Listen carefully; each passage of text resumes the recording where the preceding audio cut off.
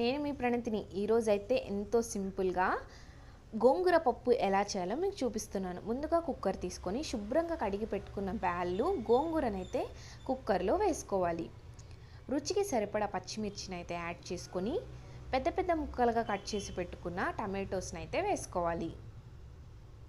4-5 ఎల్లిపాయలు, చిటికెడు పసుపు, ఆవాలు, జీలకర్ర, కరివేపాకు, కొత్తిమీర వేసుకొని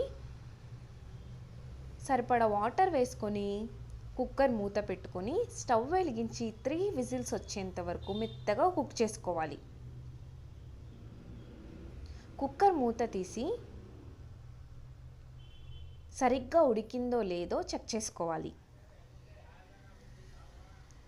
రుచికి సరిపడా సాల్ట్ని అయితే యాడ్ చేసి పప్పు గుత్తితో మెత్తగా మిక్స్ చేసుకోవాలి. మిక్స్ చేసుకున్న పప్పుని 2 మినిట్స్ కుక్ చేసుకోవాలి. వేరే ప్యాన్ తీసుకొని స్టవ్ వెలిగించి సరిపడా ఆయిల్ వేసుకొని ఆవాలు, జీలకర్ర, ఎల్లిపాయలు, కరివేపాకు వేసుకొని అన్నిటినీ బాగా వేయించుకోవాలి.